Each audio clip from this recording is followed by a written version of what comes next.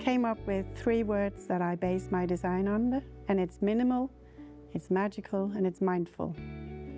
And I really try to make these long-lasting, functional pieces of design that have a minimal impact on the environment. My name is Rikke Frost from Denmark, and I am the designer of this series called Sideways for Hansen and Son.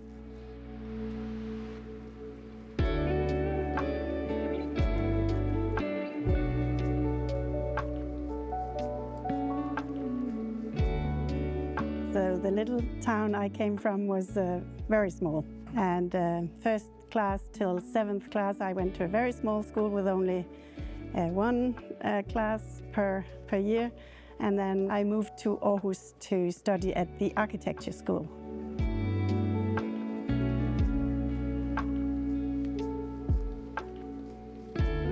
As a child I really liked sports, and I liked language, and mostly those 2. So my dad was a bricklayer. He made most of the houses we lived in when I was a child. And I was lucky to be part of the building process. And I think this started my curiosity and my interest for materials and for architectural side of and design side of what I work with now. For me, it's really important that it is if I design something, it has to be relevant, and it has to be something that can be justified to put into the world. There's a lot of furniture already out there. So I went home and I had to reconsider my profession. So I came up with 3 words that I base my design on, and it's minimal, it's magical, and it's mindful.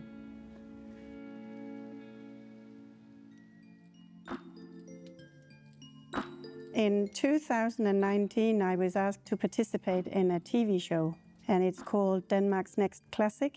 It's a concept where 5 designers all had to design 6 different pieces of furniture during 18 weeks. So that means only 3 weeks per item.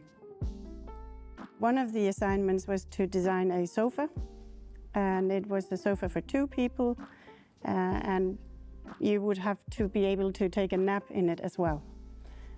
Some of my observations of us human beings is that we spend a lot of time looking at our digital devices and not enough time talking to each other.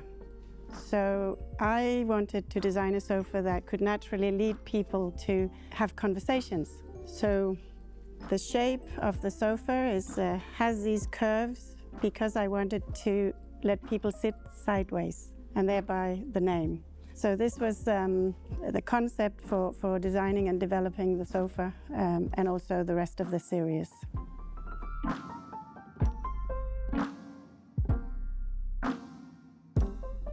So the shape of the sofa has these 2 curved parts. If you're a short person or not such a tall person, you will have the best comfort there because the seat depth is smaller than on the other corner.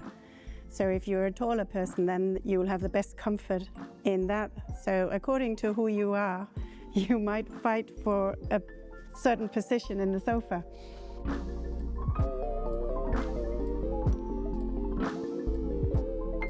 I tried to work with the comfort of the sofa in a way so that you can move yourself and still sit. So because it's rounded, you can turn a bit and still have the same comfort.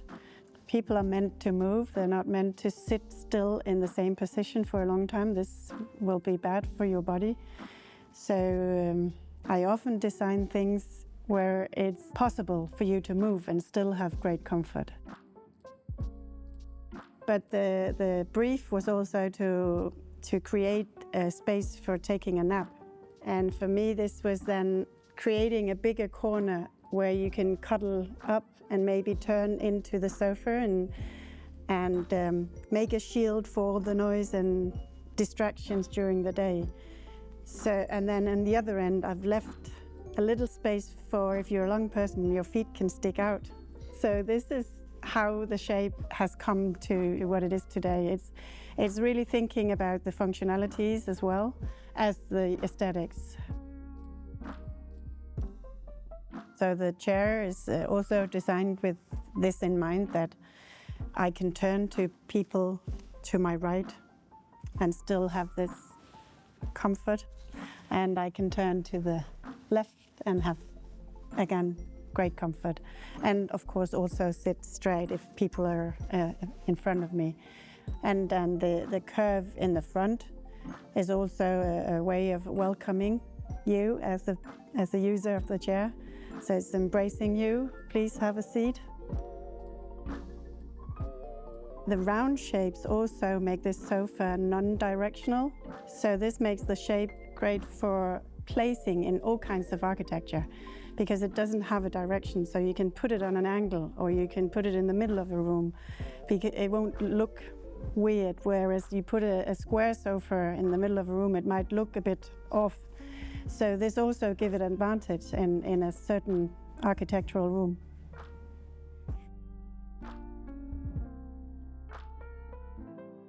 I started out thinking that the sofa should be have these comfortable seating with a voluminous upholstered part.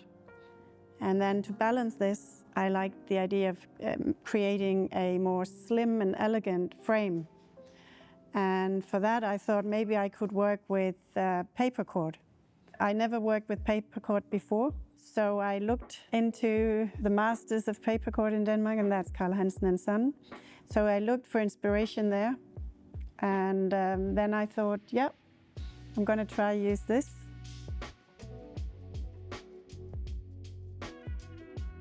A mix of material is not only because I think it's aesthetically beautiful to look at.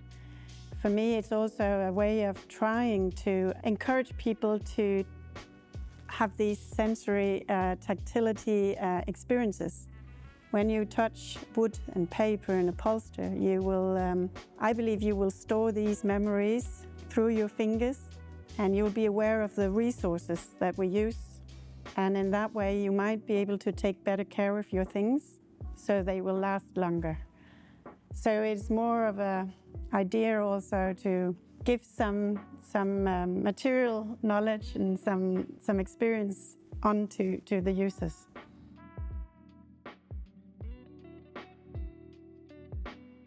On my prototype, I used black paper cord, and therefore I used the black cord as well. But the black cord actually broke when I tried to pull it through, because I thought it was just because I wasn't skilled that it broke. So we tested a long time with humidity and all kinds of things, and it turned out in the end the way I've designed it, we couldn't make it work quality-wise with the black cord. So that changed, and now it's only with natural cord. So while designing the sofa for the TV show, when using the paper cord, I thought maybe this sofa could be something for them. And I know they get tons of ideas sent to them all the time. But I thought maybe I could send an email to the CEO, Rikke Hansen, inviting him to watch the TV program. So I did. And I don't regret that, because he wrote back and said he would look forward to watching the program. After that, he contacted me and said, let's meet. And yep, turned out that we both had an idea that this could be a good match. A big challenge was the solid wood that is steam bent. Is a very difficult task to do, and only because they're very skilled at Hansen and Son this is possible. There are several tests made to make sure this could be exactly the same every time they manufacture a new one. And then there is all the curved upholstered parts. I've made them without a seam, like normally you will see a seam here, a sewing seam. And we worked hard to not have these seams, because they're just more clean and more aesthetically to look at. So this was also quite challenging, and only because they are very skilled upholsterers, this is possible.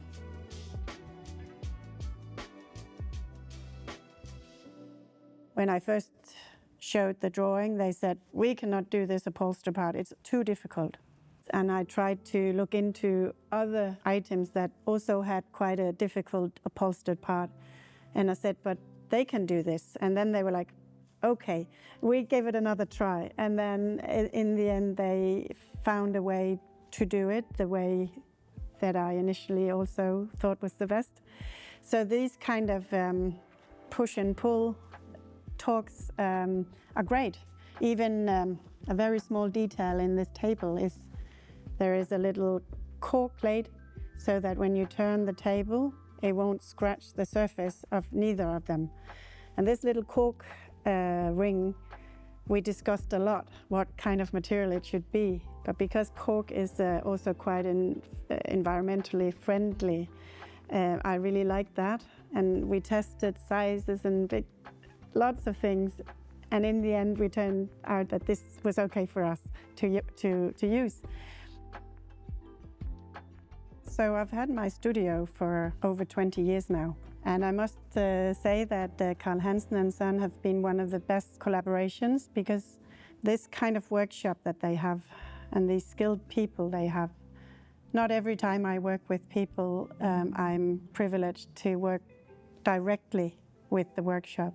And this just works very well. It's both for me an experience where I learn a lot about their manufacturing process, and also a way of seeing that when people are just as passionate about small details than myself, we can accomplish really nice results. So it's been a great experience for me, and I wish for every designer that they could try this just once in their life.